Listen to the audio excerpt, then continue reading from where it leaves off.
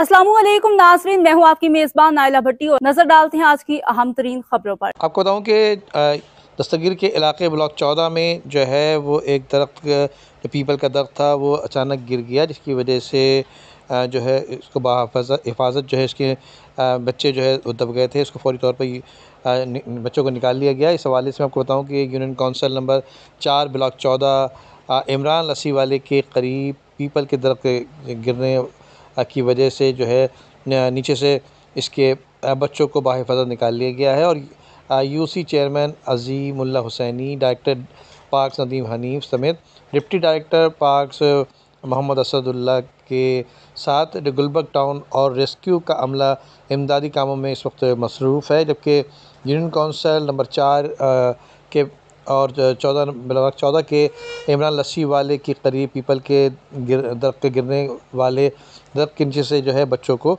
बाहिफाजत निकाल लिया गया है। जबकि यूनियन काउंसिल के चेयरमैन असदुल्ला हुसैनी और डायरेक्टर पार्क नदीम हनीफ और जो दीगर डिप्टी डायरेक्टर और जो चेयरमैन हैं वो भी इस वक्त मौजूद हैं और इमदादी काम इस वक्त गुलबर्ग टाउन में जारी है। जबकि रेस्क्यू का अमला जो है इमदादी कामों में मसरूफ़ है। जी।